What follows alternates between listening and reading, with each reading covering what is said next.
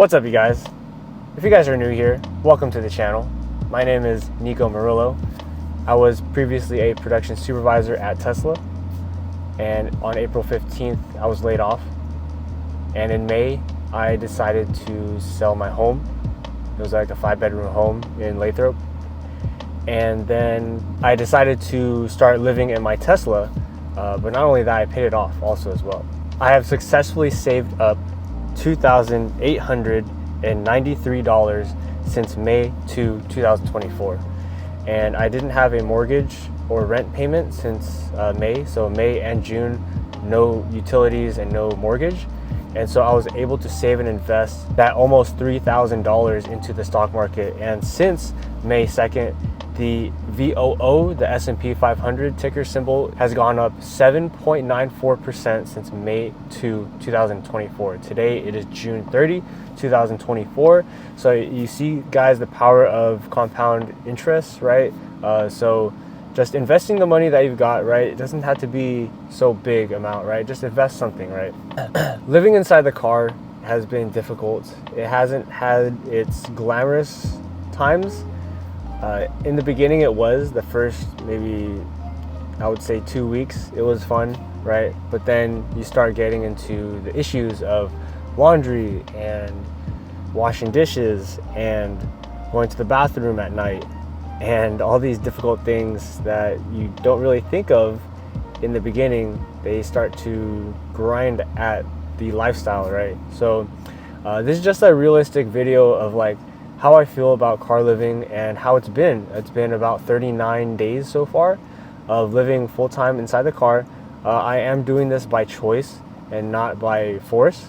So I could hypothetically live in my parents' house, and not pay rent and all that. But, I want to do this on my own. This is my thing, and I feel like if I could do this, pull it off of, save $300,000, then put it into dividend stocks that pay around 5 or 6% dividends per year, I can make around $1,500 per month and live off of that. Not here obviously in California, right? Probably like in Bali or Indonesia, or maybe even a low-income state, right? But California is really high cost of living. I was cooking one time on one of the benches, and I was boiling some water, right? And then there's these kids, right? I know they're kids. They're like 13, 14. I was there too, right? But, I was cooking on the stove. It was dark at night. I was doing my laundry. I was waiting for it. And I was just cooking on the side, burning the stove. And then there's these kids. They were like, "You're a bum." And then I was like, "What?" I was like, "Man, get out of here." But I didn't say nothing. They're kids, And I was like, "Dude, like, I'm doing this by choice, first of all. Second of all, I am homeless, but I don't have a home." So how do I put this? I'm not, So the term homeless means like you don't have a home. And I guess I am homeless, but I do have my parents' house, which I could go to at any time, right? If I wanted to let off the pedal and just hang out there, I could, but I choose not to, right? And so getting those comments of like, "You're homeless, you're a bum, what are you doing on the streets," right? Those comments they get to me sometimes, and yeah, it's just you got to have a strong mindset when doing this. You're gonna get called all these different type of names, and it reminds me of this football video when Colin Kaepernick, I don't know if you all know, Niner fans out there, but Colin Kaepernick was a quarterback for the 49ers, and he stepped off the bus. It was this commercial. He stepped off the bus, and there's all these people with signs throwing stuff at him, but he had his headphones in, and he looked straight at wherever he was going, and he just ignored all of them because it's just noise, right? Like, people can say things, people can react different ways, people can like comment stuff or don't do this, don't do that. I had my own family telling me like, "This is stupid, like, what are you doing? This is like the dumbest thing you're doing. Why are you doing this?" Right? And so you got to have a strong mindset and mental stability to be like, hey, I could pull this off. Because when I do, people are now going to ask, hey, how'd you do it? Hey, what did you do to get there, man? How are you financially independent? Like, how are you getting this $1,500 a month? What did you do? Hey, man, I'm going to be like, hey, watch this YouTube channel. It tells the entire story. So after I got laid off from Tesla, I was just fed up with paying mortgage. And it was such a huge payment out of my pocket, especially when I was working so hard at Tesla. And, you know, I was making $120,000 a year. And just seeing that go to mortgage every single month and then suddenly having that paycheck stop, that's what got me like, oh man, I'm in trouble, right? So when I got hired at GNC as a store manager, I was making a lot less, but I was happier and I was more fulfilled because, yeah, the job is a lot less stressful and it pays a lot less. I'm less stressed at work and I could do like YouTube and I could do these adventure travels, you know, on my day off and stuff, and like still stay sane, right? At Tesla, I felt like I was very, very overworked, and every time I had a day off, I would sometimes travel, but it wouldn't help much because when I got to work, I was so drained, and it was just taking the life away from me. And so, yeah, I could go to like Amazon, or I could go to I actually did get hit up by Amazon to be like a manager over there, but you know, I'll be put into the same stressful situation again. Like, do I really want to go through something like that again and be stressed out and go through that hamster wheel again of being, yeah, I get high pay, 120 grand, right? But like at some point you got to say like, I'm doing this for my sanity, right? You could climb the ladder all you want, but there's this saying of like, Icarus flew too high to the sun and then he got burned and then he fell, right? So it's the same analogy like that, where I felt burnt out, and if I wanted to go do that again, I'm gonna get burnt out again. It's just not what I want to do. I love what I do right now. I love GNC. I love supplements and fitness and health and wellness, and sales, getting to know people, understanding people, what their needs are, like what issues are they having with their health and fitness and all that. So I'm really enjoying life right now, and the nomadic lifestyle is not too bad. It's tolerable. It's just, it has its challenges, but I love challenges, and I love like overcoming these challenges and then seeing the benefits from tweaking things here and there, right? And so I'm always a continuous improvement person, and it's just, when I was working at Tesla, it was overwhelming, and I feel a lot better now. And you know, car living ain't too bad. I get to chill inside parking lots, inside cafes. This shout out to this one subscriber. He said, go to Panera Bread. They got free Wi-Fi, and then if you subscribe to their monthly thing, it's like you get free like drinks for every 2 hours. I just went there right now and I just uploaded a YouTube video. It took 30 minutes. They have fast internet, but I might invest in doing that subscription thing. Shout out to that one subscriber. I don't know who put it in there, but thank you guys for helping out. If you guys want to do living in a car thing, I would highly suggest you do your research. Watch some YouTube videos, videos like me, or there's Nikki Delventhal, that's a van lifer. There's also the YouTuber Christian Schaefer. I'll put their links right here in the description, and I'll put their names right here in the screen. There's also Hannah Wu. She's a Microsoft engineer, and she does car living in a Tesla Model 3. So we're kind of doing the same journey of living in the car, but yeah, go ahead and follow them. They're a huge inspiration of like nomadic lifestyle. So I'm not the only one kind of doing this type of thing, right? But if you guys want to get into car living, let me give you guys the essentials of what you guys need to do and what you guys need to have in order to do car living. So the basic bare necessities that you need for car living is obviously a car. If you guys want to try it out, park in your front yard, park at a friend's house, see how it goes. I mean, see what struggles that you go through, right? One of the main things that I struggle through is using the bathroom in the middle of the night. And with that, I do park at gyms, and I have the bathroom access with a key fob. So I go in there and do my business, go back out. As for parking, you want to find spots that have a few cars here and there and not too many, right?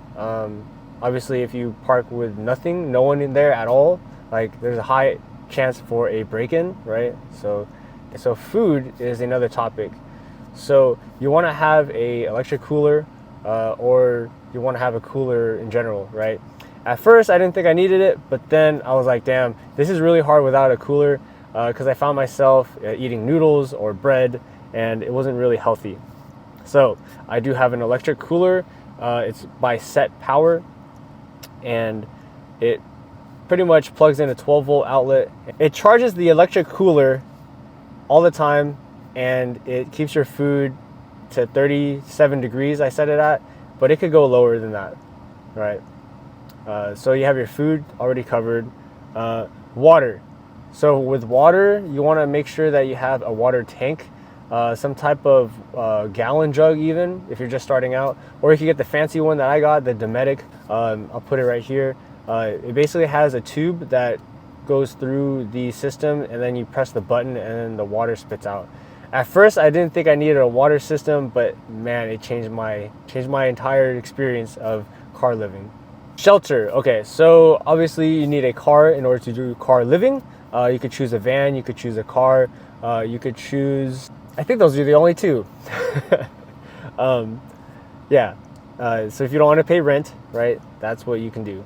And then obviously you're gonna need your bed, right? You could have your bed, your pillow, your blanket, and choose a comfortable bed, the one that has like memory foam, no springs, or no air mattresses. God, those things suck. Hurt your back, right? You got to be super comfortable in the car in order to pull this off, right? Also, another thing, you need storage to put all your clothes in, right? So I put all my clothes in the front of the car, which is the front trunk area, right? And then I have these tubs in the middle seat where they sit in here, and I put all my laundry in there, so that way it doesn't stink. There's a cap on it, so and I also dry all my clothes. So when I go to the gym, I make sure that I use the dryer to dry the clothes and the sweat, because you don't want that stinking up your car. And you really want to make sure that you keep hygiene at one of its top priority, right? So showering, right, stuff like that. Also, another thing that you need a shower, right? Where the hell are you going to shower at, man? So when you shower, you go to a gym that's 24/7 access, right? You have a key fob or something like that, right? It could be 24-hour fitness. It could be anything where it's 24 hours, right? That you can access it all the time. And you can also park there, right? In the parking lot, right? And if not, I heard Walmarts are a good choice and option to go to, so that could be an option too as well. You also need a shower bag. So you need a bag that holds all your hygiene stuff. So you got your toothbrush, your toothpaste, all of that. It's gonna ride inside a pouch, and you're gonna bring that with your duffel bag. And a duffel bag is really good because you could put all your hygiene stuff, your towel, you could put all your change of clothes in one bag, so that way you go in and out of the gym fast and efficient. Right? You also need an organized system of doing things, so an order of operations, right? So for me, it's when I get up in the morning, I fold my blanket and I put my pillows stacked on top of each other, and then I'm good to go, right? I want to do the best I can to stay organized because if I don't, everything's gonna fall apart and it gets really messy really freaking fast. Like I'm talking like if you don't wash a dish, if you don't put your clothes away, right, it's just gonna pile up. It is such a small space to work with that if you set down a plate like I did right here right now, and then I set down another plate, it's like the amount of space that you have in order to just put stuff down is so minimal, right? So it forces you to stay clean, so to speak. Oh, and another topic, loneliness in car living is a real thing. This is kind of like van life in a sense. I've always was interested in van life in like the sense of nomadic lifestyle. How do I put this? Living off the streets, living off the law of the land, I don't know, something like that. But I've always been interested in like not having to pay rent and just living minimally, right? Minimalism, basically, right? So living in your car or van life, stuff like that, everybody is basically your roommate outside. So like it's a shared space, basically, if you go to a cafe, right? You have your roommates, everybody's in there doing their thing, right? Also, when you're, or for me, I'm charging my car. There's other people charging their car too, right? Like we have roommates, we're right here. So it's kind of like the same thing, but it's free, as in like you don't have to pay rent. I do have to pay supercharging costs and all that. Right now I'm at a free supercharger, which is cool. Not supercharging, sorry. This is a thing called Charge Point, and it's free for 2 hours. I just unplug it and plug it back in. It resets to $0. Anyways, gonna end the video here. That's just my feelings and thoughts of living in the car, living in the Tesla, living this nomadic lifestyle. Let me know your thoughts, what I should do next on a video. I know that I have answered a few of your guys' questions in this video, but I want to get more content out to you guys. And what do you guys like? And yeah, shoot them in the comments below. I'd love to know what you guys want to see next. I'm here for you guys. I'm here to push content so it helps you, right? That's the whole thing with like sales, right? Helping people, right?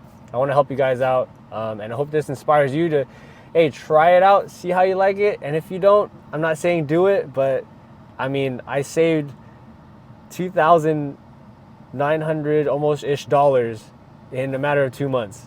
And I was able to do that because I chose this lifestyle, right? I'm not saying it's for you, but if you want to try it out, go ahead. Anyways, thank you all for watching. Don't forget to like the videos because it helps. Subscribe if you're new, and we'll see y'all in the next video. Thank you guys. I appreciate your support. See y'all in the next one.